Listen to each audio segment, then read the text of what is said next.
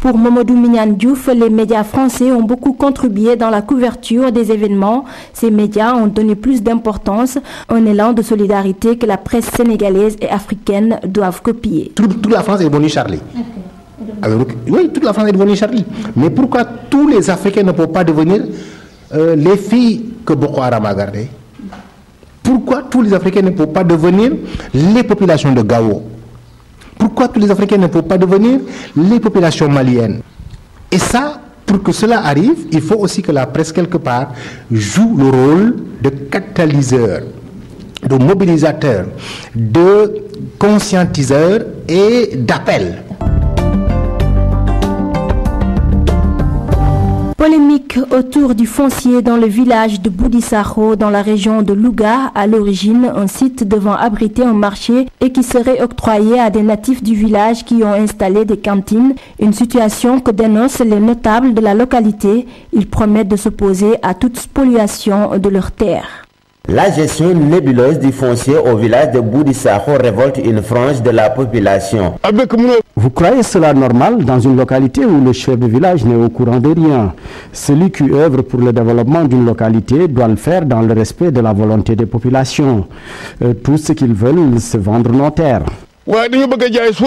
En effet, selon elle, depuis un certain temps, des décisions se prennent dans cette localité à l'insu du chef de village. Une situation que des notables du village réunis derrière ce dernier et les membres actifs ont décidé de dénoncer avec toute leur force.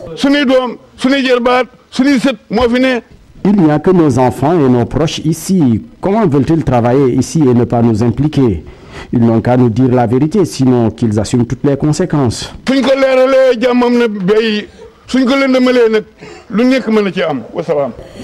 Ces populations très en colère déclarent qu'elles ne peuvent plus supporter d'être traitées comme des esclaves par des étrangers dans leur propre terroir.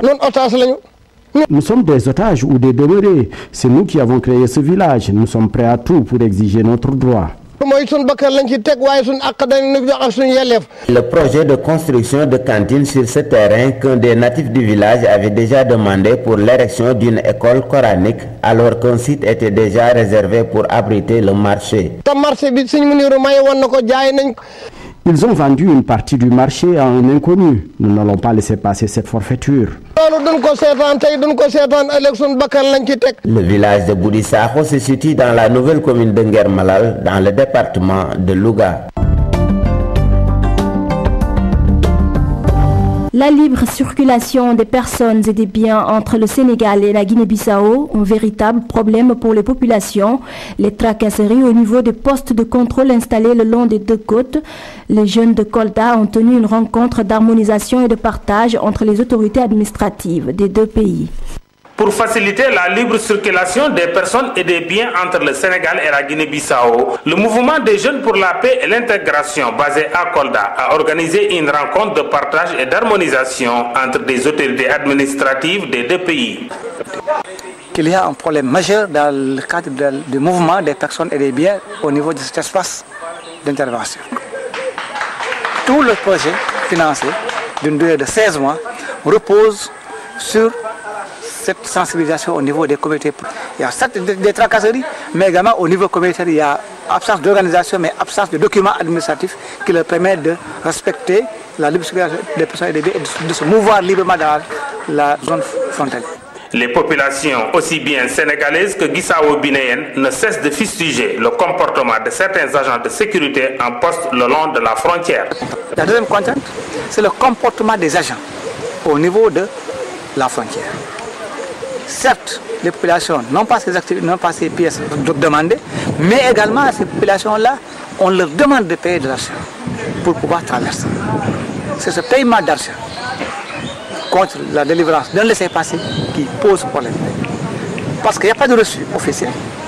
Cet argent ne va pas dans la caisse de l'État, ne va pas dans la caisse de la communauté, mais cet argent va dans la caisse de l'agent qui réclame sans légalité cette somme. D'où le cri de cœur de ces populations-là.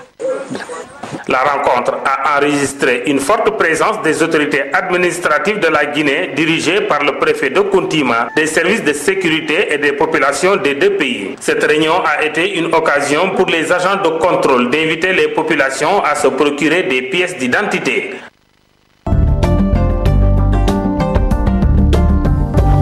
Encore une autre distinction pour l'humoriste sénégalais Sambassine, alias Koutia. Ce dernier a reçu ce matin des mains de l'abbé Sebastiano Sana le prix spécial Oscar du chant choral édition 2014. Une consécration fruit de son engagement en faveur du dialogue islamo-chrétien par le rire, selon Sambassine. Le prix spécial Oscar du chant choral édition 2014. 2014, année de consécration pour Sambassine alias Koutia.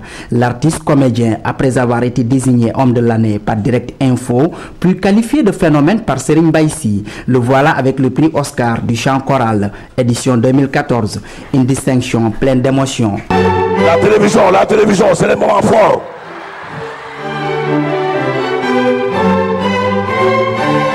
C'est des moments forts. C'est de l'émotion. Je vais pleurer quand je serai chez moi.